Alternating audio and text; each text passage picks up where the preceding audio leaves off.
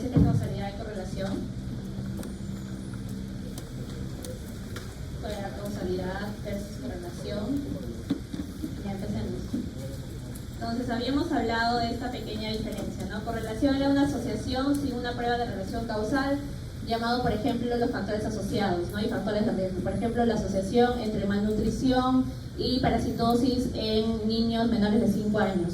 Cuando teníamos esa variable, asociación entre malnutrición y parasitosis en niños menores de 5 años del colegio 3 Peces de San Juan de Lurigancho, año 2025.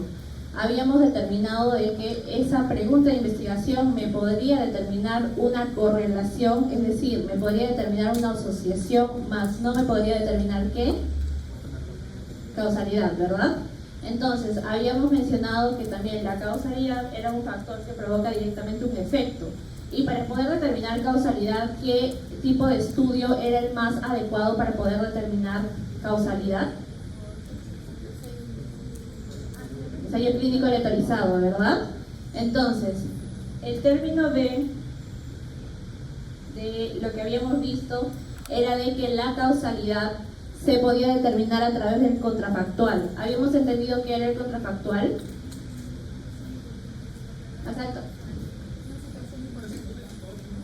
Claro, era un caso hipotético óptimo en el cual podríamos nosotros hacer de que en una población totalmente idéntica la única diferencia era la intervención, ¿verdad? Y esto era hipotético más que todo porque cada ser humano, a pesar de que en un ensayo clínico aleatorizado tengamos las variables súper manejadas, iba a haber algunas diferencias genéticas, iba a haber diferencias psicosociales, etcétera, ¿ya? Sin embargo, la idea es de que para poder nosotros entender causalidad, lo que vamos a hacer es más que todo acercarnos al contrafactual, ¿ya? Entonces, por ejemplo, yo te pongo, dame ejemplos de contrafactual. Yo te podría decir si es que tenemos unos astronautas que son gemelos y a uno lo pongo en la Tierra y a otro lo pongo en el espacio, ya estaríamos quizás hablando de un escenario hipotético lo más cercano contrafactual, porque estamos hablando de personas gemelas que comparten el ADN, probablemente han vivido en el mismo hogar y han compartido mismos eventos psicosociales, ¿ya? Entonces podríamos de esa forma como que hacer algunos ejemplos de contrafactual. Entonces, ¿qué era el contrafactual? Las condiciones basales son las mismas en ambas cortes porque son la misma población y la única diferencia entre esta población iba a ser la exposición. Entonces, ¿cómo simulamos un contrafactual? Íbamos a determinar de que un contrafactual iba a, más que todo, estar el tipo de estudio más adecuado para determinar esto iba a ser que ¿qué dice ahí? Lee. Ensayo clínico aleatorizado. Ya viene tu examen, tienes que leer. Entonces, para que determinar que un ensayo clínico aleatorizado nos permite a nosotros determinar o sacar o evaluar más que todo causalidad, nosotros teníamos que ver que este ensayo clínico aleatorizado es un ensayo en el cual se comparan poblaciones similares o diversas. Similares, ¿no? Que tienen casi la misma edad, tienen quizás, probablemente estén sanos, etc. Y también tenía que ser esta asignación entre el grupo del control y el grupo de exposición, tenían que ser asignados al azar o tenían que ser asignados de manera no aleatoria. Al azar, ¿no? ¿Qué más? También teníamos que asegurarnos de que la única variable diferente entre estos grupos era que la variable, habla más fuerte, exposición, ¿verdad? O sea, la variable exposición a la variable intervención.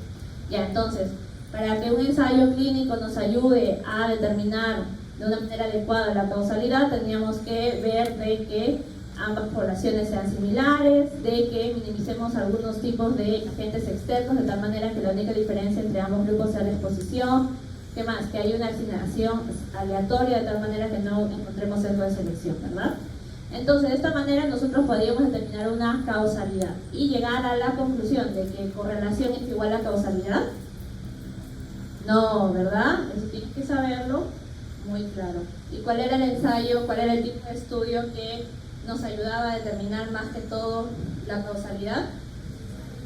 Ensayo clínico aleatorizado. Muy bien.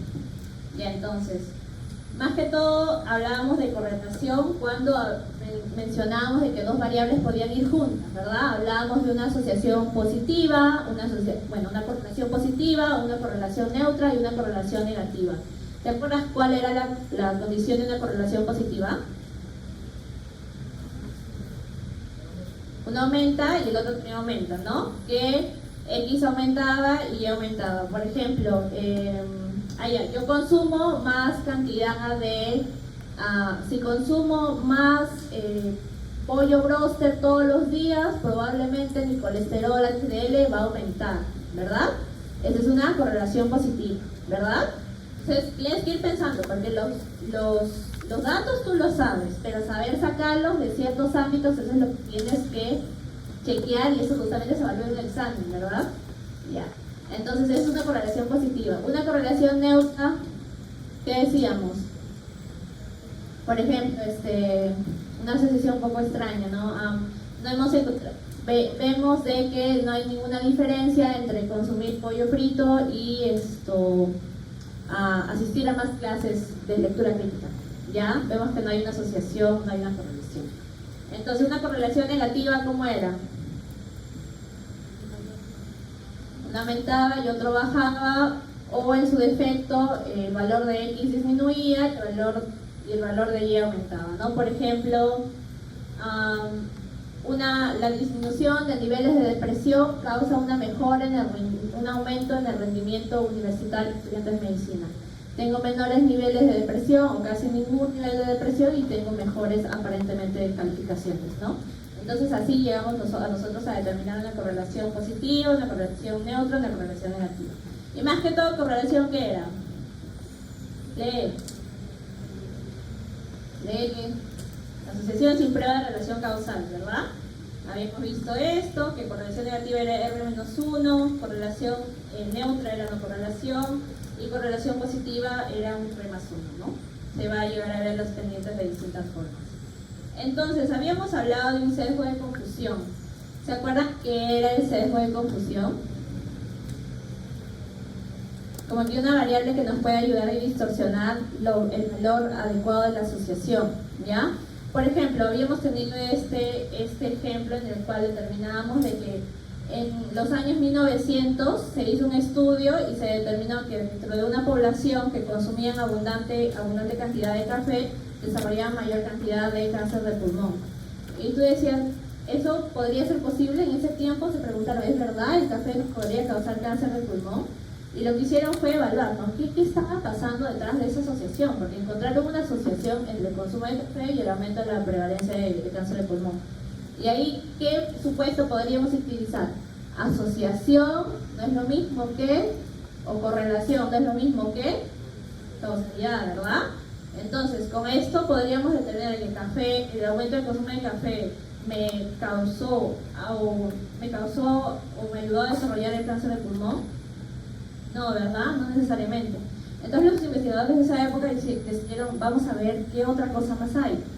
Entonces encontraron que los consumidores de café, que la gente que se había evaluado, eran como una especie de pub o un lugar de reuniones en el cual los consumidores de café también fumaban, consumían café y al mismo tiempo fumaban.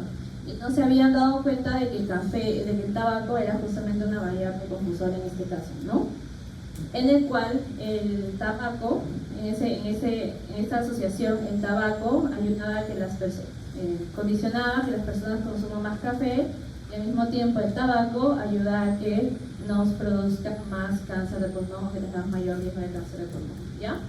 Entonces, más que todo, debemos chequear esto, ¿no? Que la variable o el sesgo de confusión es cuando una variable distorsiona la relación entre dos variables que se están estudiando, haciéndole parecer más fuerte o débil de lo que realmente es. Entonces, por ejemplo, lo que nosotros veíamos acá, ¿no? Que les había mencionado que el tabaco, era una variable confusora, porque no la habíamos estado evaluando y de esa forma nos ayudaba a determinar que realmente ya el valor, o que si es que quitábamos el tabaco de nuestro modelo de análisis, ya no iba a haber una asociación entre café y el cáncer de pulmón. Sin embargo, es que nosotros analizamos café, tabaco viendo si es que ambas estas dos variables nos causaban cáncer de pulmón, íbamos a ver que sí iba a haber una asociación. Pero quitábamos tabaco, oh por Dios, no había asociación. Entonces nos ayudaba a nosotros a pensar de que el tabaco estaba causando algún tipo de lesión, o que era más bien el factor adecuado o el factor que realmente estaba causando el cáncer de pulmón. ¿Ya, chicos? Entonces quizás para que lo entendamos un poquito a través de análisis, que así quizás se entiende un poco mejor, ¿ya? Entonces, ¿cuál era nuestra solución? Cuando hablamos de ajustar, ya, hablamos de que en una... Ustedes han usado SPSS, ¿verdad? O STATA, ¿no? Y han visto sus variables, ¿no? Por ejemplo, malnutrición o lo que hablábamos, ¿no? Anemia o que parasitosis me causa anemia, ¿no? Parasitosis me causa anemia. Y ustedes evalúan esa asociación y me sale, no sé, un chi cuadrado negativo, o si es que estamos hablando de odds ratio, nos sale un odds ratio de 2.2, en el cual decimos de que hay 200% más de tener anemia si es que mi paciente tiene parasitosis, ¿ya? Pero imagínate que dentro de esa asociación ya hay otra variable que es importante, porque imagínate que sea no tener agua o desagüe. No tener agua o desagüe te puede condicionar parasitosis, ¿verdad? ¿Verdad? Porque no te lavas las manos, no hay una correcta higiene, y el niño que está haciendo ejemplos un poco más gráficos, el niño hace sus necesidades y no se lava la mano, ¿ya? Y eso le causa más parasitosis. Entonces, al mismo tiempo, el mal lavado de manos lo que le va a causar el mal lavado de manos le puede causar que tenga algún tipo de Helicobacter pylori, por ejemplo, el niño, y también de alguna forma el mal lavado de manos le puede causar anemia. Entonces, el mal lavado de manos es una variable que afecta y que está dentro de la asociación del diagrama causal entre parasitosis y anemia. Entonces, lo que nosotros hacemos cuando, por ejemplo, tú tienes tu modelo o tienes tu análisis y dices, ay, el hecho de tener parasitosis me causa 2.2% o 200% más riesgo de tener anemia, ¿ya? Pero ¿y si lo ajusto? O sea, esa es mi asociación normal. Cuando yo lo ajusto, es decir, tomo en cuenta la variable de agua o desagüe, veo y lo ajusto y de pronto mi asociación cambia. Mi asociación puede pasar de 200% más de mayor riesgo a tener 100% mayor riesgo. O en su defecto, cambiar incluso de ser factor de riesgo a factor protector, que en este caso no sería. ¿Ya? Entonces, eso se llama ajustar. ¿Ya? Entonces, cuando nosotros tenemos un tipo de confusión, ¿ya? Lo que vamos a hacer es ajustar la variable de tal forma que aislemos a estas dos variables, variable de desenlace, a la variable expuesta, a la variable expuesta y la variable de desenlace. ¿Ya? De tal forma que aislemos la asociación propia, de tal forma que no esté determinada por otras variables, para de esa forma tener la mejor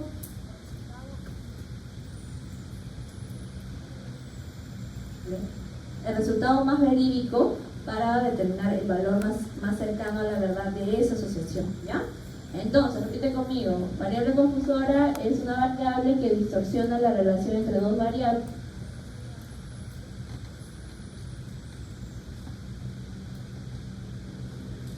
No tiene batería esto, ¿saben cómo se usa? Alguien puede llamar a...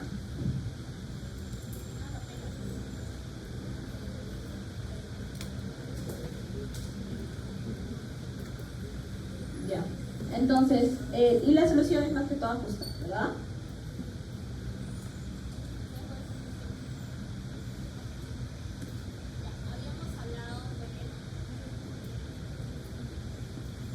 Hilary, ¿me puedes ayudar, por favor? Gracias.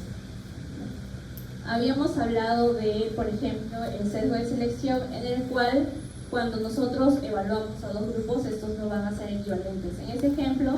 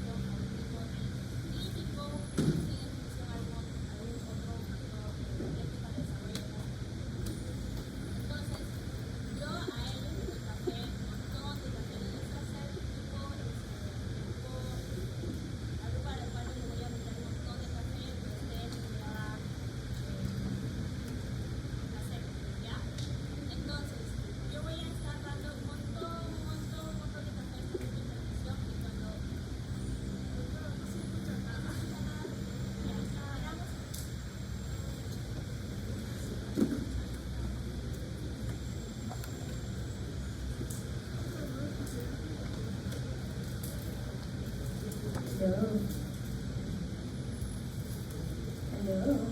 Ya. Entonces habíamos dicho, de nuevo, ya.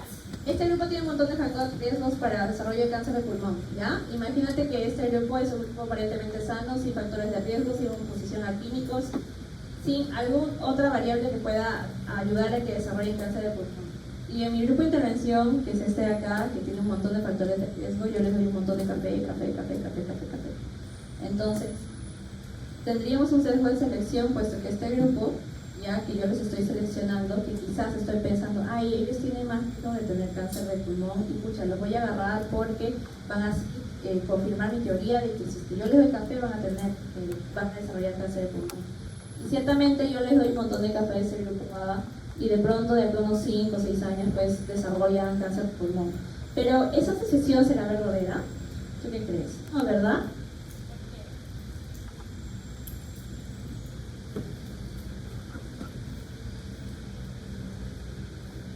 ¿Aló? ¿Por qué? Porque gracias. Ya, porque estaríamos hablando, tratando de comparar en primera instancia poblaciones que no son iguales, ¿verdad? Una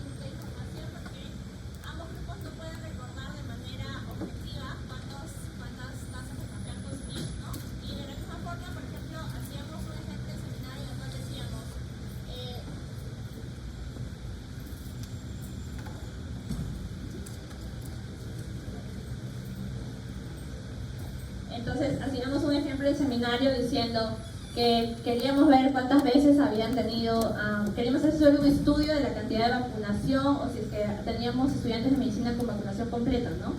Y yo le preguntaba al grupo A, por ejemplo, estimado grupo A, ¿tú te has vacunado contra hepatitis? Y el grupo A me decía, pucha, doctora, sí, doctora, yo me he vacunado. Y le preguntamos al grupo B, estimado grupo B, ¿usted se ha vacunado con hepatitis? Y en vez de preguntarle al grupo B, lo que hacíamos era entrar a la base de datos del Ministerio de Salud y ver si realmente cada uno de los participantes tenía la vacuna de hepatitis B. Y obviamente lo que estábamos haciendo en el grupo B era introducir una medición objetiva de esa variable, ¿verdad? Que es justamente vacunación contra hepatitis, porque probablemente el grupo A quien le hemos preguntado, estimado grupo A, ¿tú te acuerdas de cuándo te pusiste la vacuna? Pues probablemente hay un sesgo de información y sesgo de memoria también, porque este grupo A no va a recordar específicamente y no nos va a dar la información verídica o objetiva que nosotros necesitamos para hacer nuestro análisis de datos. ¿Sí, chicos? Entonces, ¿cómo hacíamos? Solución, usar mediciones objetivas, ¿ya? Como por ejemplo, usar muestras de orina para detectar metabolitos de cafeína, usar base de datos externas o en su defecto hacer escalas si es que queremos medir depresión, por ejemplo. Ya no preguntar, ¿usted se siente triste? Y obviamente puede que ese día haya tenido un día mal nuestro alumno y le haya dicho sí, me siento triste. No, de esa forma determino que tienen la depresión mi participante, ¿ya? Bueno, y habíamos hablado de los criterios de Bradford-Hill, que habíamos dicho que había varios, ¿no? Temporalidad, ¿este era el más importante, el menos importante? Más importante, ¿verdad? Porque nos estaba hablando de un antes y un después, ¿verdad? Del tiempo. Entonces, cuando hablamos de tiempo, obviamente esto no es circular, sino sigue una línea recta, ¿verdad? Entonces, hablamos de un antes y un después. Entonces, para esto, el efecto sigue la causa, ese es el más importante. Entonces, consumo de tabaco me puede causar cáncer de pulmón. Habíamos hablado de la fuerza de asociación, por ejemplo, si es que encontramos de que la fuerza de asociación era muy alta, es decir, si es que, por ejemplo, en los estudios nos dicen, ¿no?, que consumir consumir tabaco nos puede llegar a conducir hasta tener 20 veces más riesgo de desarrollar cáncer de pulmón. Esa fuerza de asociación que es tan grande, ya muy muy grande, nos ayudaba a pensar también de que había una relación causal entre esas variables, ¿ya? Entonces, la fuerza de asociación es importante. Luego estábamos, por ejemplo, en la consistencia. Vamos a ver de que se observan relaciones similares entre la exposición de resultados entre diferentes estudios y diferentes entornos. Lo que hablábamos en el seminario era, por ejemplo, si yo tenía un grupo de estudiantes al cual yo le hacía un estudio de ver si el consumir tabaco me conducía a que tuviera un mayor desarrollo de cáncer de pulmón en Afganistán, otro en Rumania, otro en Brasil, otro en Perú, otro en, por ejemplo, La Oroya, otro en Madre de Dios, etc. Probablemente veamos de que cada uno de estos resultados nos van a seguir dando los mismos resultados, que es justamente, pues, la consistencia. En este caso habíamos puesto un ejemplo de un metaanálisis en el cual, si bien gran parte de estos datos, todos estos resultados de todos estos estudios, porque cada una de estas líneas o filas son estudios que se ha evaluado, en el cual se ha evaluado distintas poblaciones, todos veíamos de que nuestro valor de loss ratio probablemente era mayor de 1. Y cuando era mayor de 1 hablábamos de un factor de riesgo protector, factor de riesgo, ¿verdad? Entonces, en la gran mayoría de estos estudios me decía de que consumir tabaco era un factor de riesgo, ¿ya? Entonces, vemos de que es consistente esa asociación, ¿verdad? Entonces, fumar, ¿me cumple el criterio de consistencia? Consumir tabaco, que consumir tabaco me cause cáncer de pulmón, y que eso yo lo he visto en miles de poblaciones, ¿cumple el criterio de Bradford-Hill de consistencia? Sí, ¿verdad? Ya. Por ejemplo, especificidad. Esta exposición causa exclusivamente resultados, por ejemplo, cuando una exposición se vincula a un resultado específico con una población particular. Por ejemplo, la exposición causa solo una enfermedad, ¿ya? Acá vemos, por ejemplo, de que en este caso, consumir tabaco te causa netamente cáncer de pulmón. ¿Qué dicen las cajetillas? Que no, te puede producir cáncer de mama, te puede producir cáncer de laringe, cáncer de boca, cáncer de riñón, etc. O sea, no necesariamente el hecho de consumir tabaco nos va a producir netamente cáncer de pulmón. Entonces, según los criterios de Bradford-Hill, el consumir tabaco me causa netamente cáncer de pulmón. ¿Cumpliría el criterio de especificidad? No, ¿verdad? Sería distinto si es que podríamos decir, ¿no? El hecho de la bacteria Helicobacter pylori me produce una gastritis por Helicobacter pylori, ¿ya? Ahí sí estaríamos hablando de una especificidad, porque sabemos que tenemos un agente patógeno que va a desarrollar una enfermedad por virus, ¿ya? Entonces creo que eso lo desarrollamos en seminario. Relación biológica, también nos decía, ¿no? Si por ejemplo hay un mayor nivel de exposición que resulta en una mayor frecuencia del efecto, o sea, si es que hay una relación dosis-respuesta.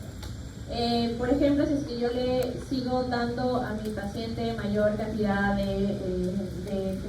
además de ser expuesto al humo de tabaco, yo les pongo a que sea fumador pasivo, yo les pongo a que alrededor en su ambiente haya compuestos químicos relacionados al tabaco, pues obviamente esto va a aumentar su riesgo y también estaríamos hablando de una relación biológica, ¿no? En el cual una mayor exposición también va a resultar en que se cause este efecto que sería pues, el desarrollo de cáncer de pulmón.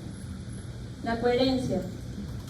Justamente nos decías que no hay evidencia, se alineaba con los hallazgos previos. En este caso hablábamos, por ejemplo, de second hand smoke, que justamente es los fumadores pasivos, y el third hand smoke, que te mencionaba que esa es la cantidad de químicos que existe alrededor de la superficie después de que alguien haya estado fumando en ese ambiente, por ejemplo. O sea, si es que yo fumo acá, probablemente todo el humo del cigarro va a impregnar ya de químicos cancerígenos, por ejemplo,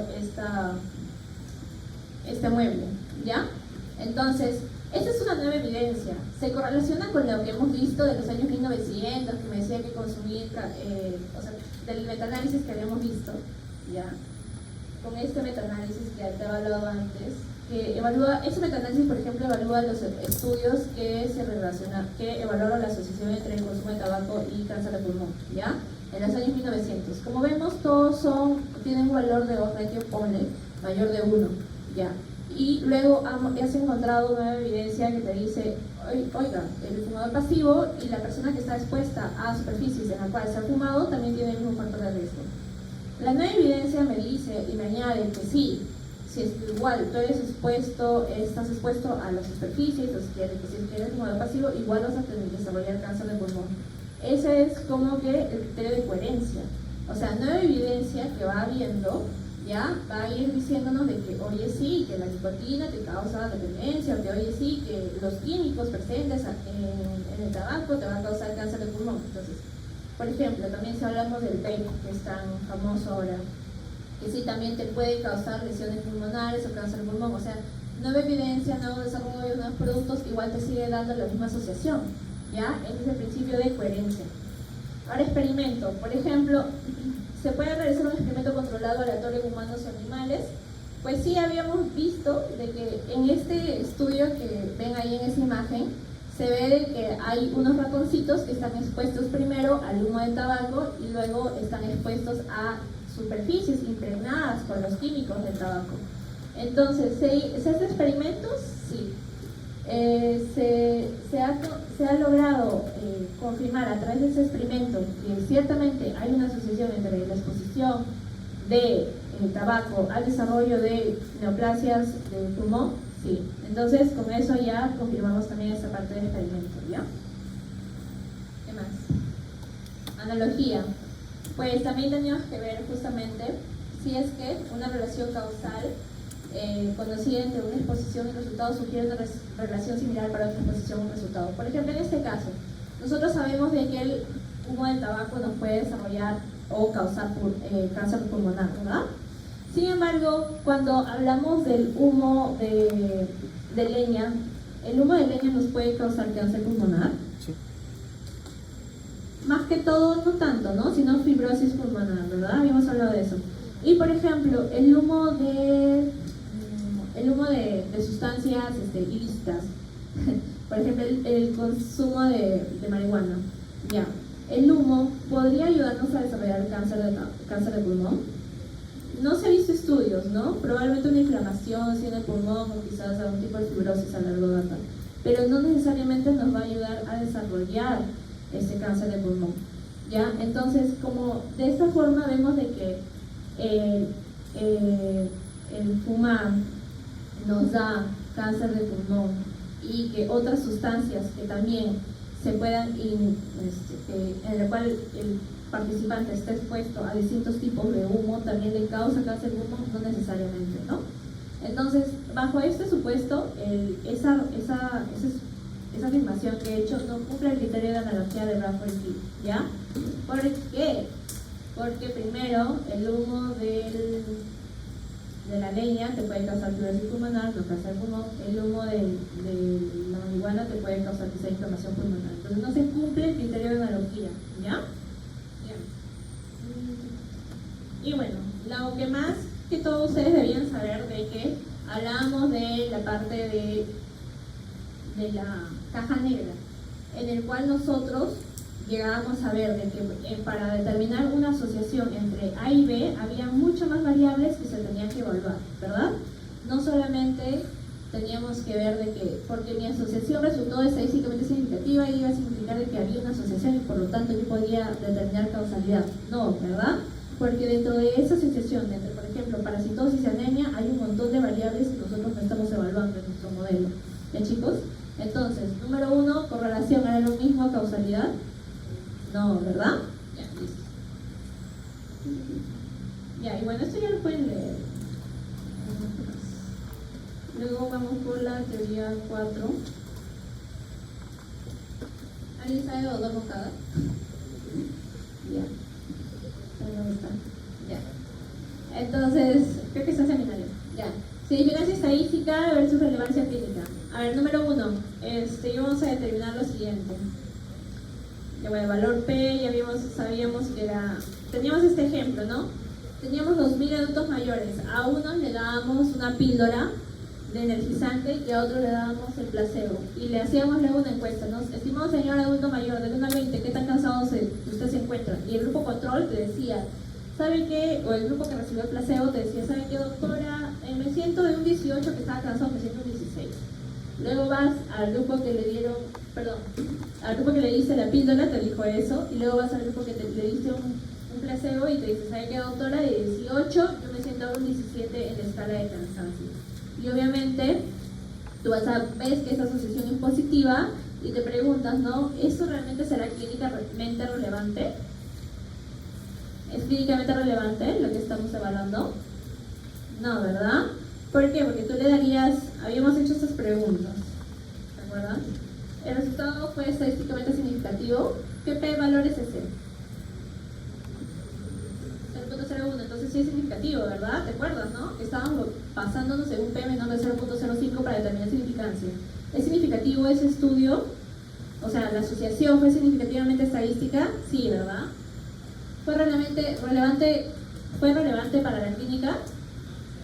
No necesariamente, ¿verdad? ¿Por qué? Porque nos ayudaba solamente a disminuir 2 puntos en escala de cansancio y probablemente el abuelito seguía cansado, pero solamente un poquito menos cansado, pero no le ayudábamos necesariamente a quitarle el cansancio, ¿ya?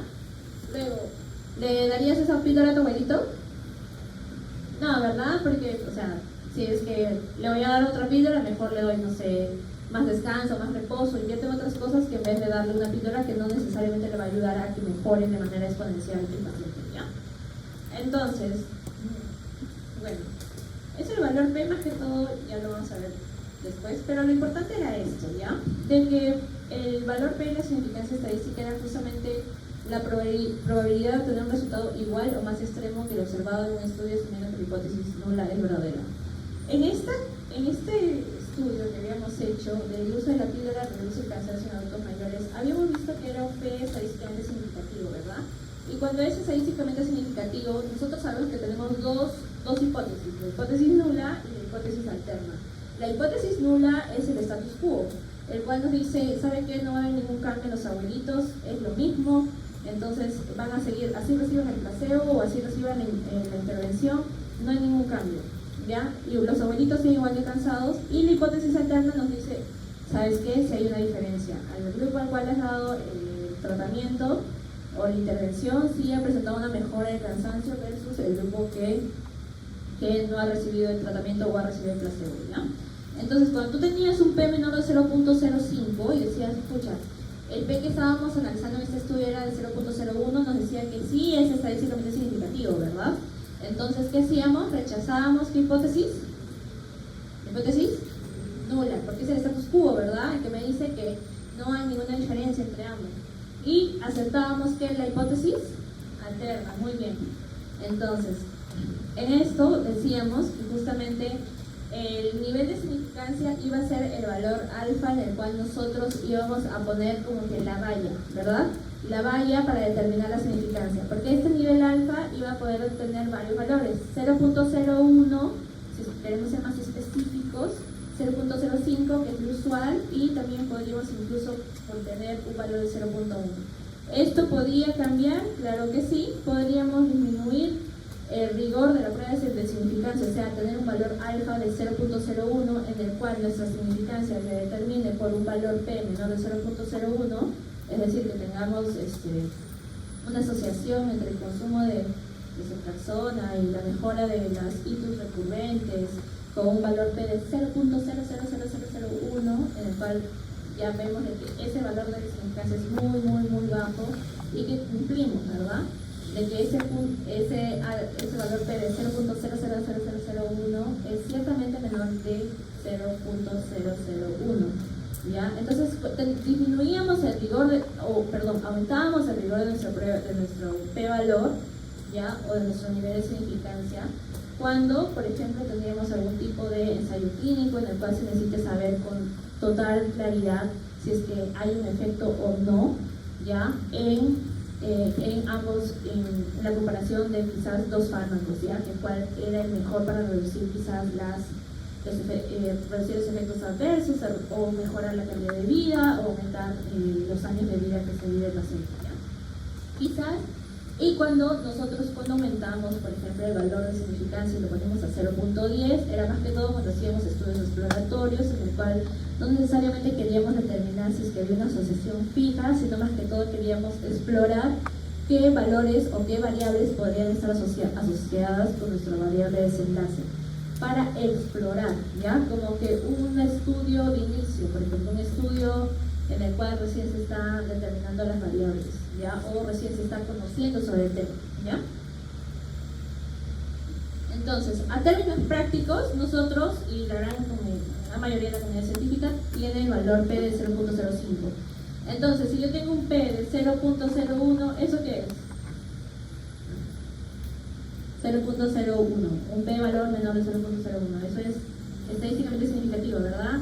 Y si tengo un valor de P de 0.08, eso no es estadísticamente significativo, ¿verdad? Esas son cositas que tienes que saber, ya que lo vas a ver acá desde tu segundo año hasta que prácticamente toda tu vida. Entonces es algo súper básico que tienes. Entonces había más que todo algunos errores frecuentes que nos decían, ¿no? Sabían que cuando nosotros rechazábamos la hipótesis nula y aceptábamos la hipótesis alterna. Al decir esto, decíamos que la hipótesis, por ejemplo, nula era cierta. Nosotros decíamos de que, por ejemplo, no estamos ni siquiera afirmando o rechazando de que la hipótesis sea cierta, porque para eso convendría un estudio de asociación, nosotros al establecer asociación determinamos causalidad. No, ¿verdad? Entonces, con ese estudio, dependiendo del tipo de estudio que es, cuando nosotros decimos de que rechazamos o aceptamos tal hipótesis, más que todo estamos hablando en términos de probabilidad. Entonces, no podemos decir de que, por ejemplo, que un valor menor de 0.05 diga que la hipótesis no es falsa, porque eso es falso, porque no estamos hablando de verdad o falsedad, o sea, dicotomía, sino estamos hablando en términos de probabilidad. También de que un valor P mayor de 0.5 nos dice que la hipótesis no es cierta. No, tampoco.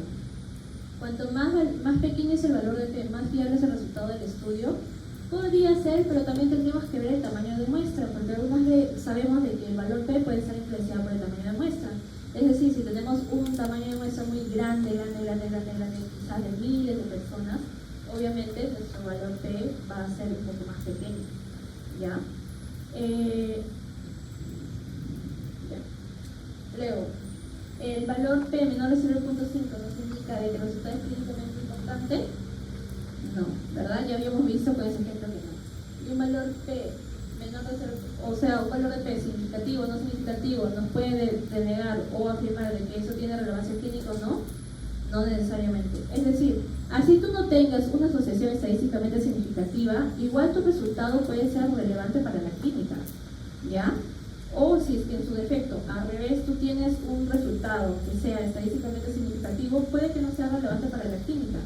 Por ejemplo, si es que tú tienes, ves de que al consumir un medicamento A y un medicamento B, ves que no hay ningún tipo de relación o asociación para una mejora de alguna patología, tú ya estás sabiendo de que esos medicamentos ya no sirven. O bueno, no es que no sirvan, sino que no ayudarían a la mejora del paciente.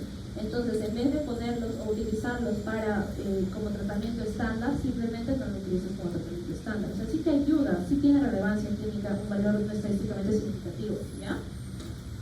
Más que todo con esto tenemos que saber de que había que evitar las dicotomías, ¿verdad? No es que mi valor P es significativo, estadísticamente significativo, y digo, oh por Dios, sí, encontré una asociación, entonces todo va a estar muy bien, todo es perfecto. No, no es así, ¿ya? Y que de la misma forma, al revés, si es que teníamos un valor P no estadísticamente significativo, no significaba que nuestro estudio no valiera o que no aportara algún tipo de información, porque sea en ambos casos tenemos información relevante y en ambos casos los resultados merecen ser publicados, ¿ya? Entonces el valor P puede ser afectado por varias razones: el error sistemático, el error aleatorio, el tamaño de la muestra que habíamos dicho y el efecto de la magnitud de la relación entre el grupo sobre los valores P. Ya. Error sistemático, ahí tienen los 6 principios que habíamos hablado y también habíamos mencionado, esto sí tienes que leerlo. La relevancia clínica era más que todo en el cual tú tenías que ver si es que el paciente mejoraba a nivel biopsicosocial, o sea, si es que había una mejora a nivel de los marcadores tumorales, si es que había una mejora a través del FEBI, la frecuencia de volumen de inyección del libro izquierdo, si es que había una mejora a través de una mejora de los niveles de depresión, ansiedad a través de escalas, si había una mejora de la interacción del paciente con sus familiares, si había una mejora quizás con que el paciente puede ya comenzar a dar los primeros pasos. Entonces, para que un estudio sea relevante, tienes que ver también de que mejora la función física, el estado mental y la capacidad del individuo para participar en la vida social, ¿ya? Entonces, eso determinaba que la mejora clínica era perfectamente basada en términos subjetivos y objetivos. Entonces, netamente, ¿significancia estadística era igual a relevancia clínica? No, ¿verdad? No, ya habíamos visto eso. Entonces, una intervención clínicamente relevante va a justificar los eventos adversos, es decir, que sabemos que todo fármaco tiene unos eventos adversos o efectos adversos más que todo, y pues de que los beneficios tendrían que superar los maleficios. Por ejemplo, en los tratamientos con quimioterapia sabemos que de por sí el paciente pasa por vómitos, pasa por pérdida de cabello, pasa por un malestar general tremendo, en el cual, a pesar de todo ello, el beneficio era justamente de que el paciente elimine las células cancerosas en su organismo, ¿no? Con quimioterapia.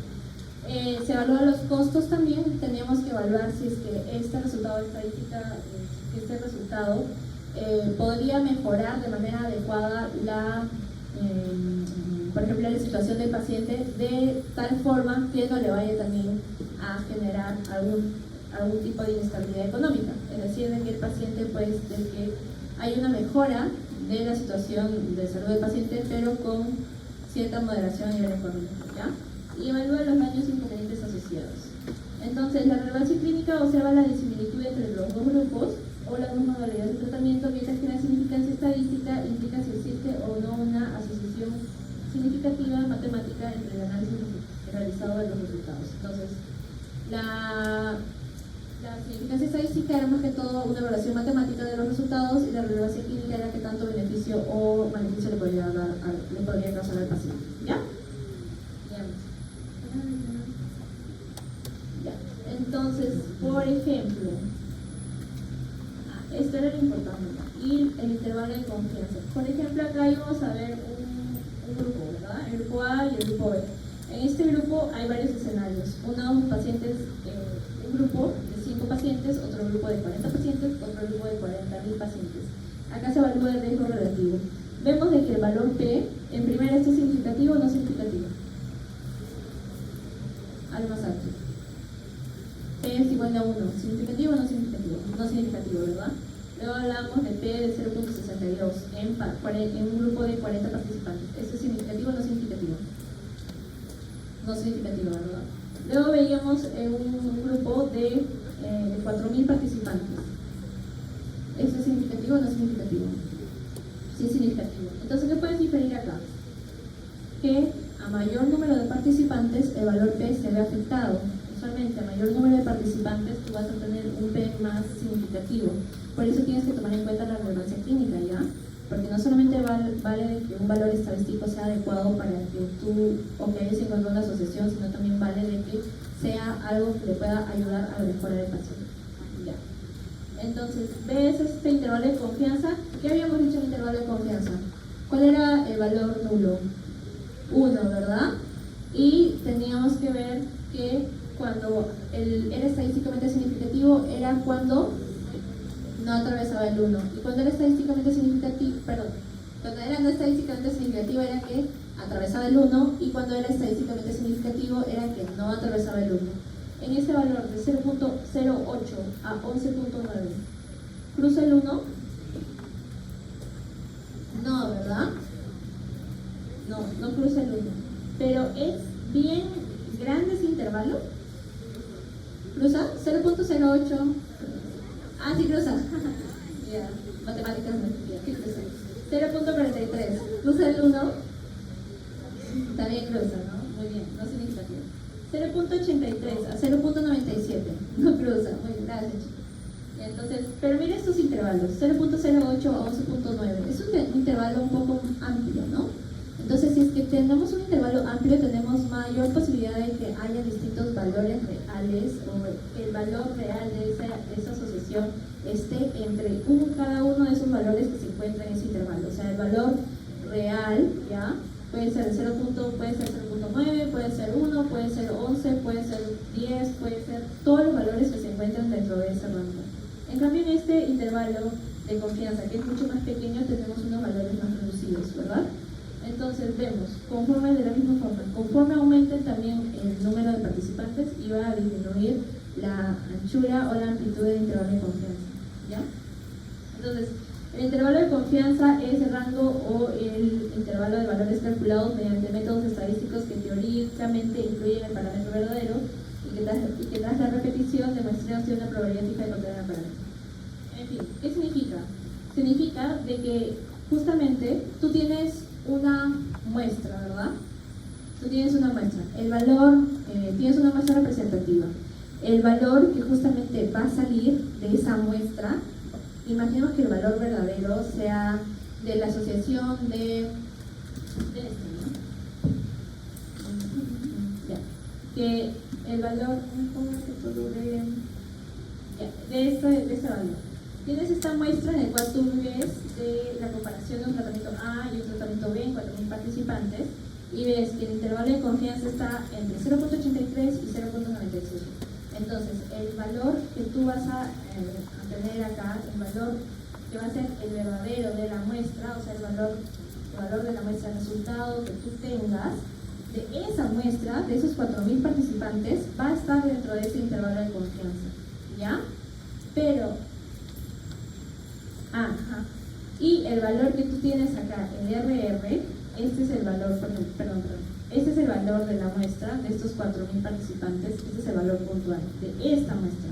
Pero si es que tú lo quieres inferir quizás a poblaciones, tú lo tendrías que evaluar dentro de este intervalo de confianza, ¿ya? Pero eso no te va a venir en tu examen, así que relájate. Ya, entonces, había distintos límites, ¿no? El límite inferior y el límite superior. Ya aquí van a representar, por ejemplo, la incertidumbre, el margen de error, el estimado puntual, que es el valor específico que te está dando, que es que por ejemplo, en este intervalo de confianza de este estudio, de este metaanálisis, tú vas a ver que el estimado puntual es 4.86 y que esto es el intervalo de confianza, ¿no? Entre 3.41 y 6.92. Entonces, ibas a ver que había un intervalo de confianza amplio que nos iba a indicar mayores niveles de incertidumbre, y un intervalo de confianza estrecho que nos iba a indicar mayor precisión y confianza en los resultados. Entonces, por ejemplo, en este estudio, en el cual llegamos a ver de que este intervalo de confianza es un poco amplio, llegamos a ver de que el valor sí de la muestra es 26.17 y que el resultado para la población, por ejemplo, va a estar entre estos valores, 3.32 y 206.5. Entonces va a ser un rango muy amplio en el cual vamos a tener mayor incertidumbre de cuál realmente es el valor de la población, ¿ya? En cambio, en este estimado, que es un poco más pequeño, vamos a tener un intervalo de confianza más estrecho, en el cual vamos a tener con mayor precisión el estimado puntual, que es 1.33, y vamos a ver que esto justamente va a disminuir el número de valores al cual yo le voy a dar el valor, por ejemplo, para la población, ¿ya? Entonces, el estimado puntual es netamente para la muestra que tú estás evaluando, o sea, los 4.000 participantes, los 300 participantes, y el intervalo de confianza es lo que tú quieres quizás para la población, ¿ya? Pero eso no te va a venir. Ya. Entonces, el tamaño de la muestra, mientras muestras más pequeñas va a haber un intervalo de confianza más amplio. Y si hay muestras más grandes, este intervalo de confianza va a ser más estrecho. Cuando hay una variabilidad de datos, o sea, por ejemplo, tenemos unos participantes que quizás las poblaciones no son homogéneas, el intervalo de confianza va a ser un poco más amplio, ¿ya? Entonces, habíamos visto con este caso, ¿no? Veamos de que en este estudio, OPCOT, había un intervalo de confianza totalmente amplio. Entonces, podríamos decir, este era el estimado puntual, que era 40.95. Entonces, podríamos decir que hay mayor, por ejemplo, de que quizás esta muestra es pequeña o que quizás también ha habido una variabilidad de los datos que no se traduciría en que quizás haya habido unos participantes que sean de diferentes rangos de edad, de diferentes clases socioeconómicas, diferente, por ejemplo, diferente quizá patológico, ¿ya? Entonces, para eso teníamos que ver distintas formas. Teníamos que chequear, por ejemplo, si es que acá había un punto de corte de relevancia clínica y este era el valor nulo. Veíamos de que cuando había un valor significativo que no cruzaba el valor nulo y que tenía una relevancia clínica, veíamos que este era un resultado importante. Y luego, por ejemplo, que veíamos que entre cruzaba y no cruzaba el intervalo de confianza la relevancia clínica, veíamos que era posiblemente importante. Y no importante cuando, a pesar de ser significativo, no cruzaba la brecha de relevancia clínica, ¿se acuerdan? ¿Ya? O un negativo verdadero en el cual se cruzaba la brecha de la nulidad, ¿ya? Y al mismo tiempo no era ni siquiera relevante clínicamente. Y no concluyente cuando cruzaba tanto el valor de la nulidad y también el valor de la relevancia clínica, y sin embargo, o sea, no podríamos estimar de que ese resultado era estadísticamente significativo porque cruza el cero, ¿ya? A pesar de que tenga relevancia clínica. Entonces, por ejemplo, el valor P nos indicaba que un resultado es estadísticamente significativo, ya lo habíamos hablado. Sin embargo, el intervalo de confianza nos brinda información sobre la magnitud y la dirección. ¿Por qué magnitud? O sea, cuál es la amplitud del intervalo de confianza, y la dirección para ver si es que era nulo, tenía un factor protector o tenía un factor de riesgo, ¿ya? Esa es la dirección. ¿Qué más? Ya. Esto era importante, ¿no? Habíamos visto de que había una diferencia o asociación no concluyente en el caso, por ejemplo, de este estudio, en el cual habíamos visto de que pasaba así el valor nulo y que, sin embargo, no llegaba al umbral clínico y que no había una asociación, ¿verdad? En primera instancia, ¿pasa el valor nulo? Sí, ¿no? En este ejemplo, de 5 participantes. ¿Hay una relevancia clínica? No, ¿verdad? Entonces, era una diferencia o asociación no concluyente. Luego teníamos, por ejemplo, en este ejemplito de acá, en la parte del esquema C, veíamos de que este estudio, ya, tenía, por ejemplo, está un poquito pegado, no cruza el valor nulo, sin embargo, está en la parte de factor a favor del tratamiento A. Pero cruza el valor de umbral clínico. No, ¿verdad? No bien, ¿verdad? Eso de acá. ¿Ves esto? Ya. Entonces, este resultado era una diferencia o asociación clínicamente intrascendente, porque a pesar de que quizás haya un factor o esté a favor este resultado a un cierto tratamiento, no pasa el valor del umbral clínico. Entonces, estábamos en la diferencia o asociación clínica no contundente, en el cual sí vemos que hay quizás una parte a favor del tratamiento A, sin embargo, este valor llega a cruzar el valor nulo, ¿ya? Perdón, llega a cruzar incluso el umbral clínico, pero es a favor del tratamiento A, ¿ya? O asociación clínica no contundente. Luego está la diferencia o asociación clínicamente contundente, en el cual tú ves de que este valor es muy pequeñito, ya que el intervalo de confianza es estrecho y al mismo tiempo está netamente pasando el umbral clínico, ¿ya? De manera contundente, y está en respuesta a favor de un tratamiento específico. En cambio, con la diferencia o asociación clínica no contundente, vemos de que no necesariamente lo pasa, sino que roza el valor del umbral clínico, en el cual podremos determinar que quizás necesiten más estudios para poder evaluar si es que realmente esa intervención va a generar algún tipo de relevancia clínica en el paciente. Ya. Conflicto de intereses, eso lo pueden leer. Diseños de investigación. Lo que más teníamos que preocuparnos era sobre la parte de las fases, ¿no? Teníamos 3 para las fases: preclínica, clínica y la fase de y la evaluación de estos resultados, ¿verdad? Ya nos queda 10 minutos, otra vez. Preclínica era netamente si es que esta molécula va a causar o no daño al ser humano.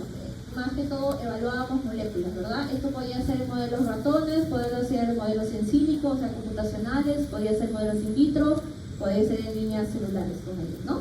Entonces, número uno, para eso, si es que tú tienes una molécula que no ha pasado los estudios preclínicos, ¿lo vas a pasar a los estudios clínicos?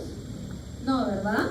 Primero, como en primera instancia, tienen que pasarse los resultados preclínicos, o sea, tiene que ser un resultado favorable que pueda ayudar al beneficio de alguna patología, o etcétera, a disminuir síntomas, pero que se tiene que evaluar netamente en los estudios preclínicos. Si es que no pasa esta valla, simplemente nosotros decimos no, ¿ya? No, esta molécula no va a ser utilizada ni se va a probar en estudios clínicos. Entonces, recordemos de que gran parte de en primera instancia, va a haber como un aproximado 90% de fármacos o moléculas que se van a querer utilizar para que ya se llegue a una fase 4 de un ensayo clínico. Sin embargo, gran parte de estos estudios no van a pasar lo preclínico o la fase 1 o la fase 2, ¿ya? De la misma forma, recordar que este desarrollo de un nuevo fármaco lleva bastante tiempo, ¿no? Puede llevar hasta 10 a 15 años y que son extremadamente costosos, ¿ya? Entonces, empecemos. Estudios preclínicos es el puente entre el laboratorio y los ensayos clínicos. Tenemos in vitro, in vivo, ex vivo o in silico. Más que todo para ayudarnos a demostrar seguridad y eficacia biológica de 1 a 4 años. Teníamos in vitro, en el cual veíamos líneas celulares. Las ventajas era que era controlado, era bajo costo y no simulaba el ambiente real. Luego teníamos los estudios preclínicos in vivo, donde veíamos netamente ratones, ratas, perros. Y recuerda que en estudios in vivo evaluamos que farmacodinamia, farmacocinética, ¿qué más? Toxicidad, ¿verdad? Y que pues justamente teníamos que tener mucho cuidado con los comités de ética, ¿verdad? Porque estábamos ya trabajando en modelos animales.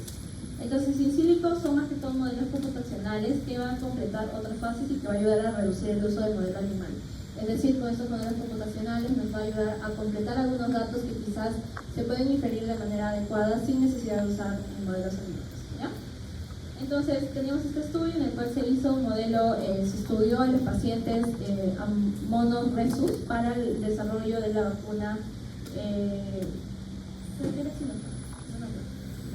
pero la vacuna que era con el uso del ARN mensajero. Entonces se hizo un estudio. Luego, si ya tenemos un modelo animal, hemos hecho estudios de la vacuna en un modelo animal y determinamos de que, sí realmente hemos visto de que ha sido adecuado, hemos hecho ese estudio en el modelo, los monos rhesus y hemos visto que que ha causado que la farmacodinámica de la vacuna es adecuada, no hay evaluación de tóxicos, vemos de que no hay muchos efectos adversos y sabemos un poco acerca de la molécula que vamos a analizar. Pasamos ya a los ensayos clínicos, ¿verdad? Que eran estudios experimentales en humanos para probar seguridad y eficacia. Tienen que, primero, antes de hacer cualquier tipo de ensayo clínico, ¿cuál es el primer paso que tengo que realizar? Que sea el comité de ética, ¿no? Tener una evaluación por comité de ética. Si no, simplemente no pasa. Si no está evaluado por comité de ética, no pasa tu estudio, ¿ya? Entonces es importante. Y al final, ya cuando pasemos ya a la fase 4, tendría que tener una autorización del FDA o el organismo que gestione o evalúe los nuevos fármacos, ¿ya? Fase 1, ¿la primera vez en humanos? Sí, ¿verdad? Teníamos una fase 1, ahora vamos a ir más que todo esto. Primera vez en humanos, sujetos sanos. ¿Hay grupo de comparación? No hay. ¿El objetivo principal cuál es? Seguridad. ¿Eficacia? ¿Ves eficacia? ¿Ves qué tan eficaz es? No, ¿eso dónde lo ves? 3, ¿verdad? Muy bien. Ya, entonces esto es corto la duración, en donde que vas a ver si es que qué tan segura es el fármaco, ¿ya? Y qué tan seguro es el fármaco de sujetos sanos. 80 a 120 participantes. En la fase 2 ya vas a compararlo con el placebo, ¿ya? Entonces vas a encontrar pacientes con criterios de selección estrictos, o sea, pacientes que tengan menor tipo de alteración a nivel de su cuerpo, la expresión, por ejemplo, ¿ya? Entonces ya vas a hacer un ensayo clínico aleatorizado, vas a comparar con el placebo y aparte de seguridad vas a ir ya evaluando un poco de eficacia, ¿ya? ¿Qué tan eficaz es en este grupo que tiene la enfermedad pero que tiene igual ciertas restricciones? Igual, la duración es corta, acá ya pasas a centenas. En la fase 3 ya haces totalmente un ensayo clínico aleatorizado, tienes pacientes netos, pero sin criterios estrictos, y lo vas a comparar con el placebo o con el fármaco similar. ¿Te acuerdas de que cuando estábamos evaluando el placebo era netamente cuando no había un fármaco con quien comparar? Ya, por ejemplo, en el caso de la vacuna, se daba placebo, en la vacuna de COVID se daba la vacuna al grupo de intervención y el placebo al grupo comparador porque no teníamos netamente un fármaco con el cual compararlo. Sin embargo, si es que tratamos de comparar fármacos o fármacos que ya se han estudiado, comparábamos el nuevo fármaco versus el fármaco que se va, un fármaco de base o el tratamiento o el estándar, ¿ya? Ahí sí que era lo más importante, era la efectividad, la eficacia y efectividad, y también la seguridad. Eso igual era largo, por un proceso largo de tiempo, centenas, miles, y la fase 4, en el cual tú ya a partir de la fase 3, cuando ya tienes su aprobación por la FDA, ya empezamos a ¿qué? Distribuirlo, ¿verdad? Lo empezamos a distribuir. Entonces la fase 4 es a nivel de poblaciones más grandes, un poco a nivel de distintos países o regiones, porque el fármaco ya está distribuido. Ahí que teníamos que ver efectos adversos a largo plazo, ¿verdad? Revisiones sistemáticas, más que todas las revisiones sistemáticas eran una síntesis de información, ¿ya? Una síntesis de información elaborada de manera sistemática, metódica, que prácticamente es una de los mejores, si es que está hecha de manera adecuada, va a ser uno de los mejores niveles de evidencia, ya, para tomar en cuenta. Esta revisión sistemática necesariamente, ¿cuándo se hace? Cuando hay incertidumbre sobre un efecto de intervención, cuando queremos, por ejemplo, conocer el tamaño real del efecto, ver si es que hay una diferencia entre distintos subgrupos, o también si es que la intervención tiene un efecto pequeño o moderado. Cuando veíamos una heterogeneidad en la evaluación de grupos que habíamos visto, o en el metaanálisis se veía una heterogeneidad que hacíamos, un análisis por subgrupo, ¿verdad? Para determinar y caracterizar el estimado global de esta asociación que nosotros queremos ver. Número 1, ¿qué más? De esa forma, con la revisión sistemática ayudamos a saber ciertamente si es que cuál es la magnitud global del efecto de la asociación que queremos chequear. Lo podemos llegar a evaluar por cada subgrupo y también podemos llegar a evaluar si es que hay un efecto pequeño moderado. Esos son los tipos de revisión sistemática que ya lo puedes leer. Acá están las fortalezas, ayuda a guiar las guías de práctica clínica y la toma de decisiones racionales. Igual, y con estas revisiones sistemáticas podríamos quizás interpretar unas guías de práctica clínica, que más que todo son recomendaciones generales, en el cual van a ser formuladas sobre la base de una revisión crítica de la evidencia científica, y también justamente no solamente se hacía una revisión de la evidencia, sino también se hacía un análisis de costo, se hacía quizás la evaluación de los beneficios, se tenía que incluir al paciente en la toma de decisiones, y estaba más que todo considerado por ser desarrollado por un grupo multidisciplinario, ¿ya? Nos ayudaba más que todo a que podríamos tener un tratamiento más seguro, más efectivo y participativo, y también una estandarización de los procesos, ¿ya? Igual eso lo vamos a desarrollar. Bueno, eso sería todo.